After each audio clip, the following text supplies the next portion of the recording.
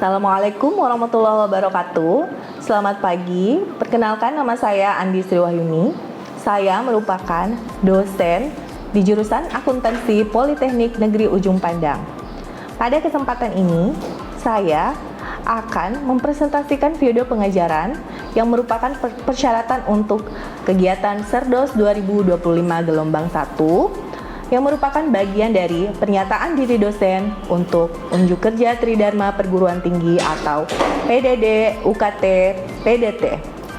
Mata kuliah yang akan saya ajarkan adalah Akuntansi Syariah yang merupakan mata kuliah pilihan di program D3 Akuntansi. Materi kuliah ini akan disampaikan dengan metode DIA atau Delivery Interaction and Assessment. Adapun mata kuliah ini akan membahas tentang sistem ekonomi Islam, akuntansi syariah, kaidah hukum Islam, dan mata kuliah ini juga membahas mengenai sistem keuangan syariah, kerangka dasar akuntansi syariah di Indonesia. Mata kuliah ini juga akan membahas mengenai akuntansi zakat, perbankan syariah, dan juga menjelaskan tentang kegiatan ekonomi dan transaksi ekonomi yang dilakukan berdasarkan prinsip Islami. Adapun capaian pembelajaran yang diharapkan pada mata kuliah ini adalah 1. Menginternalisasi nilai, norma, dan etika akademik. 2. Menguasai konsep teoritis akuntansi syariah secara umum tentang penyajian laporan keuangan yang terdiri atas laporan laba rugi, laporan perubahan ekuitas, laporan posisi keuangan, laporan arus kas, dan catatan atas laporan keuangan sesuai dengan standar dan prinsip-prinsip akuntansi yang berlaku umum untuk perusahaan, entitas bisnis, jasa, dagang, atau manufaktur berskala besar dan atau go public. Kemudian, capaian pembelajaran mata kuliah atau CPMK ada 2. Yang pertama, mahasiswa mampu menelaah dan menjelaskan teori yang berkaitan dengan akuntansi syariah. Yang kedua, mahasiswa mampu menguasai dasar-dasar dan konsep akuntansi dan perbankan syariah. Selanjutnya, kemampuan akhir atau sub CPMK dari mata kuliah ini yang pertama adalah mahasiswa mampu menjelaskan prinsip-prinsip dasar ekonomi Islam dan landasan filosofi akuntansi syariah. Yang kedua, mahasiswa mampu mengidentifikasi perbedaan antara akuntansi konvensional dan akuntansi syariah dari perspektif teori dan nilai-nilai dasar. Yang ketiga, mahasiswa mampu menganalisis relevansi teori akuntansi syariah dalam praktik pelaporan keuangan entitas syariah. Dan yang keempat, mahasiswa mampu mengkaji literatur akademik terkait perkembangan teori akuntansi syariah secara kritis. Adapun materi pembelajaran pada mata kuliah akuntansi syariah yang pertama sebagai pengantar adalah tentang ekonomi Islam. Yang kedua, kaidah hukum Islam. Pembelajaran kelas ketiga adalah sejarah akuntansi syariah dan pertemuan keempat adalah sistem keuangan syariah. Selanjutnya, kerangka dasar akuntansi syariah, kemudian akuntansi zakat, dan yang ketujuh, akuntansi perbankan syariah. Yang kedelapan, akuntansi mudharabah. Yang kesembilan, akuntansi salam. Yang ke-10, akuntansi istisna. Yang ke-11, akuntansi murabahah. Yang ke-12, akuntansi musyarakah. Yang ke-13, akuntansi ijarah. Dan pertemuan terakhir ditutup dengan akuntansi wakaf. Mata kuliah ini terdiri dari 3 SKS, 2 SKS untuk teori dan 1 SKS untuk praktik. Sementara metode pembelajarannya ada 2, yaitu luring atau offline dan yang kedua ada daring atau online. Di kelas luring akan dilakukan diskusi atau blended learning dan untuk metode online akan dilakukan diskusi secara tidak langsung melalui Google Classroom. Untuk mata kuliah prasyarat agar dapat mengikuti kuliah akuntansi syariah ada 2. Yang pertama adalah akuntansi dasar Dan yang kedua, praktikum akuntansi dasar.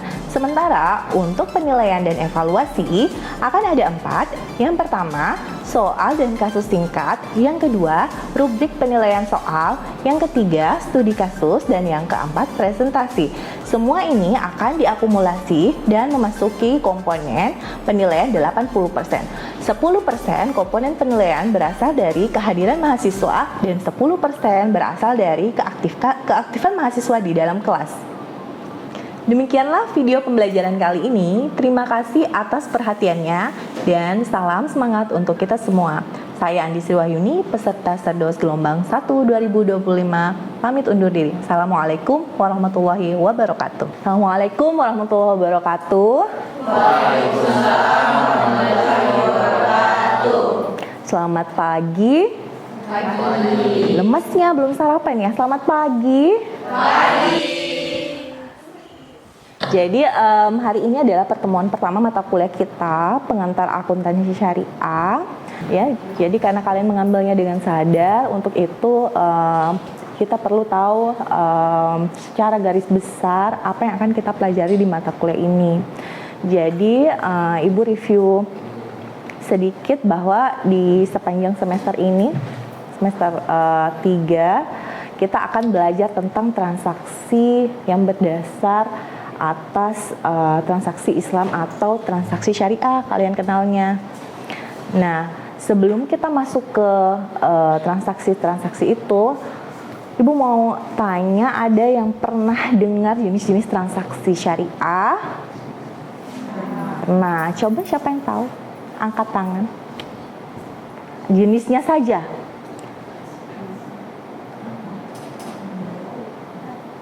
Iya, yang jubah biru. Ada yang pernah kita dengar, tapi kita belum pernah. Ada transaksi apa yang kita ingat? Iya, akad apakah itu? Mudharabah. Great. Ada yang lain? Transaksi yang lain? Musyarakah, apa lagi? Ijarah, betul. Apa lagi? Ya, apa kok bisik-bisik? Saya tidak makan orang. Ya, istisna. Pengertiannya? Tanya ChatGPT ya. Oke. Itu semua adalah transaksi-transaksi dalam akuntansi Islam atau transaksi yang oleh ulama kita dirumuskan sebagai transaksi yang berdasar atas nilai-nilai Islami. Sistem ekonomi Islam. Kenapa penting untuk belajar sistem ekonomi Islam dulu? Karena sistem akuntansi syariah itu dia adalah turunan dari sistem ekonomi Islam. Bisa enggak kita laksanakan akuntansi syariah kalau ekonominya tidak Islami? Tidak bisa, karena dia berada dalam rumah namanya ekonomi Islam, di dalamnya ada akuntansi syariah. Akuntansi itu kan proses apa? Mencatat, ya kan? Melaporkan, mengambil keputusan. Jadi dia hanya bagian-bagian kecilnya. Ini ada 2 gambar. Yang A itu adalah ada uang koin, terus ada bunga tumbuhan ya di atasnya. Terus yang ini ada perempuan muslimah pakai jilbab sedang bertransaksi. Pertanyaan Ibu, di antara A dan B kira-kira yang mana yang menunjukkan ekonomi Islam? Kalau Ibu bilang ekonomi Islam, kalian pilih gambar A atau gambar B? Yang pilih A coba angkat tangan. Yang pilih B? Yang tidak memilih, itu pilihannya apa? Galau ya? Jadi yang A ini sebenarnya itu banyak dipakai sebagai lambang dari ekonomi Islam. Jadi kalau kalian lihat buku-buku ekonomi Islam ya, kenapa? Ini maksudnya apa? Nanti dijelaskan. Itu adalah covernya. Belum tentu orang muslimah bertransaksi pakai istilah-istilah Islam gitu ya. Bisa jadi ada haram di dalamnya. Nah, kalau yang A, kenapa ini biasa ditampilkan sebagai wajah dari ekonomi Islam? Transaksi itu harapannya itulah sesuatu yang bisa memberikan kehidupan baru. Paham ya? Terima kasih. Next. Jadi ada dalilnya yang mengatakan bahwa siapa yang mau baca bacaan Al-Qur'annya? Iya, silahkan.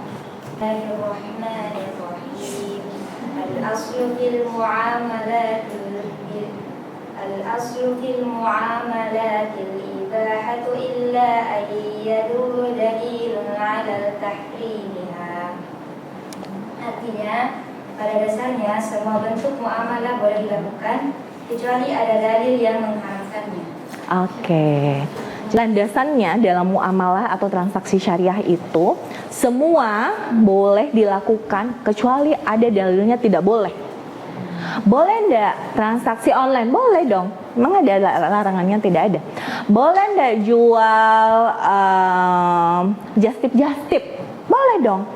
Kan tidak ada larangannya. Boleh enggak jual alkohol? Tidak boleh. Kenapa? Karena ada larangannya.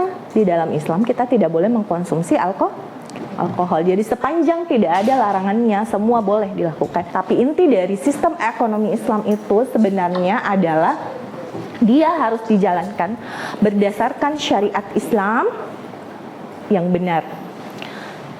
Ada perusahaannya Islami, dia misalnya jual jilbab, gitu ya. Terus dia pakai akad transaksi syariah, tapi ternyata dia tidak membayar gaji karyawan tepat waktu. Itu Islami atau tidak? Tidak ya, tidak boleh. Kenapa? Karena kata hadis Nabi, bayarlah gaji atau upah karyawan sebelum keringatnya menetes. Jadi ekonomi Islam itu bukan cuma yang atas-atasnya yang kalian lihat itu, misalnya ini transaksinya wadiah, misalnya kalian menabung ya di bank syariah, ini transaksinya wadiah ya Bu ya, dan seterusnya. Jangan cuma lihat itunya, tapi yang dalam-dalamnya, dan kadang-kadang itu yang terlupa. Ada transaksi yang berdasar kebohongan, misalnya ya, meskipun itu kelihatannya Islami tapi tidak Islami. Senengnya mukanya berbinar-binar. Apa sih prinsip ekonomi Islam? Yang paling pertama itu adalah maishir. Semua jenis transaksi atau muamalah gitu ya, itu tidak boleh ada unsur perjudian di dalamnya. Perjudian tuh kayak gimana? Ada yang pernah dengar lotre? Iya, kita beli satu tapi tidak tahu kapan menangnya. Sampai tua tidak menang-menang. Karena tidak jelas hukumnya, tidak jelas imbal baliknya, menang iya, tidak iya, tidak jelas. Yang kedua itu adalah larangan garar. Nah, garar itu dia mirip sama maishir. Kalau maishir itu perjudian gitu ya, memasukkan sesuatu untuk mendapatkan imbalan besar, tapi tidak jelas. Kalau garar itu tindakan penipuan yang merugikan orang lain karena di dalam transaksi itu ada unsur tersembunyi. Garar itu berakibat sangat buruk, yaitu menimbulkan kebencian pada pihak yang bertransaksi. Ada A bertransaksi ya sama pihak B. Terus A-nya bilang, sini dulu modalmu misalnya ya. Nanti 100 juta itu akan akan terus berbunga setiap bulan gitu ya, sesuai dengan suku bunga yang berjalan. Bulan pertama anggaplah untung gitu ya. Ternyata di bulan kedua suku bunga inflasi misalnya turun, ekonomi tidak jelas. Sehingga karena mengikut suku bunga di bulan kedua tidak ada profit, tapi tidak jelas juga apa statusnya. Nah, itu namanya garar. Siapa tahu ada yang mau bertanya tentang garar? Iya, silakan. Iya. Di kehidupan sehari-hari, contoh garar yang sering kita temui itu seperti apa Ibu? Ada yang bisa jawab? Kalau ada yang bisa jawab, ujiannya bebas ujian. Iya, nanti Ibu kasih nilai full di ujian tengah semester. Ada yang bisa jawab? Apa contoh garar? Sebenarnya ini kontradiksi ya di kalangan masyarakat, tapi harus tetap disampaikan bahwa ini garar, gitu ya. Ada yang paling dekat dengan kita namanya saham. Nah, saham konvensional. Itu kenapa garar? Karena dia tidak jelas imbal baliknya. Ada yang pernah KPR? Belum PD? Ya, mungkin orang tanya ada yang KPR gitu ya. Saya punya keluarga juga ada yang KPR. Saya sampaikan bahwa itu sebenarnya mengandung garam tapi tidak diimplementasikan, tidak di tetap dilanjutkan. Ya, itu sudah di luar kewajiban kita ya menyampaikan. Jadi kalau ada sesuatu yang kita anggap baik, kita sampaikan saja. Orang tidak mau laksanakan tidak apa-apa. Kewajiban kita sudah gugur. Jadi sebenarnya KPR yang tidak berbasis bank syariah itu biasanya garar karena tidak jelas. Jadi kadang-kadang ada orang sudah bayar sampai 5 tahun kreditnya, ternyata belum menyentuh pokok pinjamannya. Dia selama ini hanya bayar bunganya. Dan dia tidak tahu. Ya, jadi hati-hati kalau misalnya ada keluarga yang mau nanti ambil KPR, kasih jelas akadnya. Makanya kalau pakai akad syariah itu biasanya memang agak mahal ya, agak lebih mahal dibanding konvensional, tapi jelas akadnya jelas. Nah, sekarang kita lanjut ke slide berikutnya. Oh iya, tidak boleh zalim. Tadi itu ya. Jadi kalau misalnya di sini siapa mau jadi entrepreneur? Ya semuanya. Tidak ada yang mau jadi PNS. Oh, tidak laku mau PNS deh. Iya, oke. Jadi insya Allah kalau kalian punya usaha yang besar, ya tidak boleh berlaku zalim baik terhadap makhluk hidup, misalnya karyawan, atau misalnya kalian beternak gitu ya, nggak boleh salim sama ternaknya. Kalau misalnya kalian jual ayam, pernah ada cerita ya, ada yang jual ayam potong. Ayamnya diangkut ke pasar gitu ya, tapi pakai tali, terus kaki ayamnya itu digantung satu-satu di belakang motor. Ini sampai mabok ya, sampai pasar udah kelimpungan, udah mau dipotong gampang gitu. Sebenarnya kita disuruh untuk berkasih sayang kepada hewan gitu ya. Jadi kalau mau disembelih harusnya langsung cepat supaya dia tidak merasakan sakit yang lama. Jadi harus diperhatikan sedetail-detailnya, tidak boleh ada yang zalim supaya berkah. Oke. Lanjut. Larangan ihtikar itu penimbunan barang, semua sudah tahu ya. Nah, larangan riba ini juga sudah kalian tahu insya Allah. Next, ciri-ciri ekonomi Islam. Jadi kalau ekonomi Islam itu yang pertama yang harus kalian tahu bahwa hak individu itu diakui namun diberi batasan. Maksudnya ada sumur misalnya ya. Sumurnya ada di dalam rumah seseorang. Tapi ternyata sumur itu dipakai oleh 3 rumah tangga. Kalau misalnya 3 rumah tangga ini, 3-tiganya kan punya sumur tuh karena dia di perbatasan ya, perbatasan rumah. Kalau misalnya sumur ini diambil oleh rumah tangga A semena-mena terus dia jual ya, terus akhirnya si B dan si C tidak bisa menggunakannya lagi karena kehabisan stok, itu tidak lagi syariah. Kenapa? Karena dia zalim. Jadi ada batasannya. Kemudian hak umum atau umat diakui dan diulang. Nah, jadi kalau beda lagi, masih sumur ini ya. Kalau ada sumur, tidak ada yang punya, ada di luar pekarangan rumahnya orang, semua orang boleh ambil di sumur itu. Ya, jadi tidak boleh ada yang melarang. Misalnya, di depan rumahku, saya yang punya, tidak boleh ya. Jadi semua orang boleh selama tidak ada kepemilikan pribadi. Yang ketiga, hak umum harus didahului. Next. Asas-asas ekonomi Islam itu adanya konsep kepemilikan yang tadi, kemudian itu harus dikelola atau dimanfaatkan dan harus didistribusikan. Kalau konsep ekonomi Islam yang mendistribusikan kekayaan, mendistribusikan kekayaan, kelebihan harta kita disebut apa? Zakat ya. Jadi ekonomi Islam itu dari A sampai Z, dari hulu ke hilir itu diatur. Cara mendapatkannya harus baik, mengelolanya harus baik. Kalau sudah dapat, ada lebihnya, maka dibagikan. Bahkan yang kita dapat pun tidak ada lebihnya, tetap harus dibagikan dalam bentuk zakat wajib yang dilaksanakan tiap tahun ya, pada saat Idul Fitri. Kalaupun ada lebihnya itu lagi namanya sedekah, beda lagi konsepnya. Jadi mulai dari awal sampai ujungnya ada aturannya.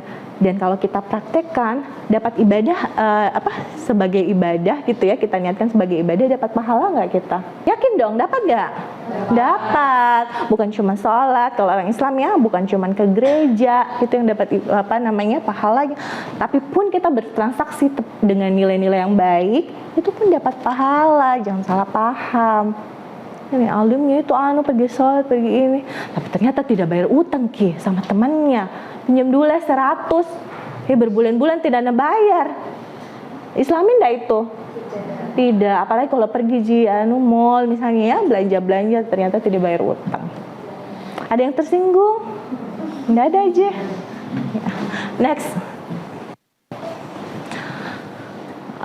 Pendekatan ekonomi Islam dalam mengambil kebijakan. Nanti ini kita bahas lebih dalam di pertemuan kedua. Kemudian yang berikutnya,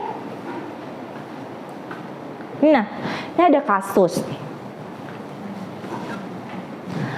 Itu kalau kalian lihat gambarnya, itu orang lagi transaksi apa sih?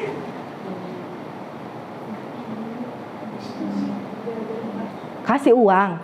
Ya, kasih uang pokoknya. Kalau orang tahu ya, itu adalah kasus transaksi pinjam meminjam atau utang piutang. Sering kan kita bahas di akuntansi? Ya. Nah, sekarang Ibu tanya. Kalau utang piutang, kasusnya ya, utang piutang itu menurut kalian berdasarkan transaksi yang Islami, itu boleh tidak kita ambil profit atau tidak boleh ambil profit? Yang bilang boleh ambil profit, angkat tangan. 1. Oh, yang bilang tidak boleh ambil profit? 1, 2, 3, 4, 5, 6, 7. Yang bilang setengah-setengah. Jadi sebenarnya kalau utang piutang ya, dalam Islam itu landasannya adalah bukan muamalah, tapi tolong menolong. Tolong menolong jadi jangan dikasih naik kalau nak pinjam uangnya, teman pinjam ke uang 100, jangan lagi minta 110, tidak boleh. Kalau landasannya utangnya piutang. Tapi kalau konsepnya di perusahaan atau kalian tanam modal di perusahaan, itu beda lagi tuh, utang bukan utang piutang, tapi itu adalah penanaman modal. Beda. Jadi kalau orang minta tolong pinjam, itu bukan transaksi muamalah. Ya tidak boleh ambil keuntungan. Makanya rentenir dalam Islam tidak boleh. Karena akan merugikan. Orang sudah butuh, sudah kamase-mase gitu ya, bahasa Makassarnya, sudah kasihan, terus kita naikkan lagi uangnya, nah itu zolim namanya. Oke, kasus kedua yang terakhir ya, kripto. Pernah ada yang dengar kripto? Halal atau haram? Ada yang main kripto? Oh itu. Oke, Ibu. Halal atau haram? Tidak tahu. Oh, itu yang bilangnya bukan Ibu, temannya yang bilang haram katanya. Nanti cari-cari coba di di Google, kalau kalian ketik apakah kripto haram, itu ada jawabannya. Nanti siapa nama Kak? Iya, bisa baca sendiri jawabannya. Bukan Ibu yang sampaikan, tapi nanti bisa baca sendiri. Tapi Ibu akan ceritakan satu kisah pendek saja. Ini dari keluarga Ibu sendiri, dan ini kejadian. Ibu punya keluarga, sanak keluarga yang dekat. Dia punya SKCPNS, SKPNS. Tapi gajinya tidak mencukupi karena dia hidup di kota. Akhirnya apa yang dia lakukan? Dia taruh SK-nya di bank. Dia ambil uang 250 juta, kemudian dia tanam investasi di kripto. Waktu Ibu tanya kenapa kok senekat itu, gitu ya, kan lumayan katanya 5% pengembalian. Apa yang terjadi? Coba kalian tebak kira-kira apa endingnya? Kaya kah dia? Tidak ya, tahu sendiri tidak katanya. Teman saya bilang katanya tidak kaya kripto itu. Kira-kira apa ujungnya? Rugi? Nggak pas pengembaliannya. Jadi awalnya dia tanam 100 dan uangnya menurun 90, 60 sampai 20. 20 20 baru dia tarik uangnya, kemudian dia tambah lagi, ambil lagi uang di bank, sampai 250 utangnya, sampai habis itu uang. Mengerikan ya. Dan akhirnya apa? Dia harus berutang, membayar utang kriptonya itu, dia karena SKCPNS-nya ditahan. Jadi 80% gajinya dipotong tiap bulan untuk membayar utang kripto yang hilang. Selama berapa tahun? Ibu tidak tahu, mungkin 10 tahun. Jadi dia bekerja tiap bulan untuk membayar utang kripto. Mengerikan ya? Ya, jadi sebenarnya apa sih masalahnya ini? Masalahnya adalah dia main kripto yang tidak jelas akadnya. Kalau bagus ya bagus gitu ya, dapat untung. Kalau tidak ya kamu rugi. Tapi kalau kamu rugi, tanggung sendiri. Siapa yang mau bantu? Tidak ada yang bantu. Kasihan kan? Tapi kalau untung ya untung. Sebenarnya itulah tadi kita pelajari yang share gitu ya. Semua apa yang kita dapatkan itu harus berasal dari usaha dan kerja keras kita. Kalau ada sesuatu yang besar sekali masuk, tapi usaha kita kecil, itu tanda tanya gitu ya. Kalian harus pertanyakan. Tapi kalau begini, misalnya kita pergi melaut gitu ya, nelayan.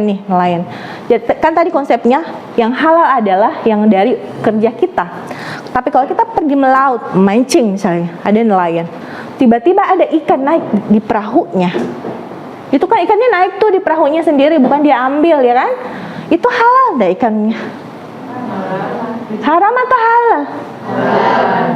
Kan bukan kerjanya, dia ndak ambil itu ikan. Rezekinya. Nah itu dia, itu namanya rezeki Allah. Nah, maka itu menjadi halal. Asik ya belajar ekonomi Islam. Enak ya. Ya, sampai jumpa pertemuan selanjutnya insya Allah. Tapi sebelum ibu tutup, adakah yang mau bertanya? Silakan. Iya. Perkenalkan saya namanya Mas Anwar.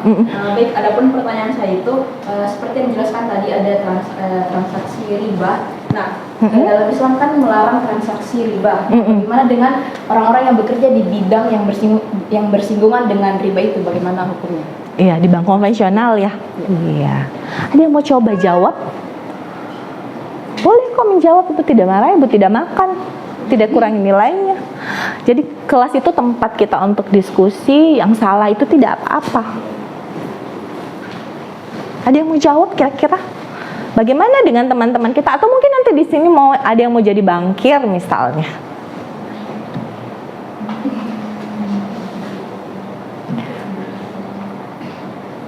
Boleh atau tidak kira-kira kerja di bank itu? Tahu Abu pusing. Ada dua pendapat ya. Jadi kalau yang pakai landasan ketat gitu ya, misalnya tidak mau sama sekali berhubungan dengan bunga, maka itu tidak dibolehkan. Maka dia dianggap makan uang haram. Dan itu ada orang seperti itu. Ibu punya teman seperti itu. Jadi kalau dia bertamu di keluarganya yang pegawai bank atau pegawai pajak gitu ya, dia bawa air minum sendiri, tidak mau makan di rumah itu karena dia menganggap itu uang haram. Itu ada yang seperti itu. Boleh nggak kita larang? Tidak perlu, karena itu keyakinannya, selama tidak mengganggu kita. Tapi apakah itu menjadi boleh? Kalau menurutnya Quraisy Shihab ya, salah seorang ahli tafsir di Indonesia, karena kita ini sebenarnya bukan negara Islam ya. Indonesia tuh bukan negara Islam loh, tapi penduduk dengan mayoritas muslim terbanyak. Tapi aturan pemerintahan kita bukan Islami. Dan karena bukan Islami, jadi ada bank-bank konvensional yang masuk, dan bank-bank ini sudah sampai di kehidupan kita yang sehari-hari. Siapa di sini yang tidak pernah bersentuhan bank konvensional? Tidak ada kan? Apalagi kalau pegawai misalnya harus banknya bank konvensional, tidak ada. Lantas apa yang bisa kita lakukan? Mengusahakan yang bisa kita lakukan. Misalnya apa kayak Ibu misalnya? Awalnya dari BNI, Ibu pindah ke BSI, payrollnya atau gajinya. Apakah Ibu tidak punya bank konvensional? Ada juga. Ibu menabung di Genius ya, BTPN Genius, sekarang sudah SMBC. Kenapa? Karena Ibu mau keluar negeri harus pakai Genius. Tidak ada BSI yang akses untuk penggunaan luar negeri. seperti itulah kira-kira. Tapi yang paling penting sebenarnya tidak boleh kita langsung salahkan orang, ih kok jeleknya masa aku kerja di bank, gitu ya. Nah, Ibu rasa cukup sampai di sini untuk pelajaran hari ini. Terima kasih sudah menyimak, terima kasih sudah antusias. Ibu juga senang karena Ibu bisa belajar. Selamat siang, assalamualaikum warahmatullahi wabarakatuh. Waalaikumsalam.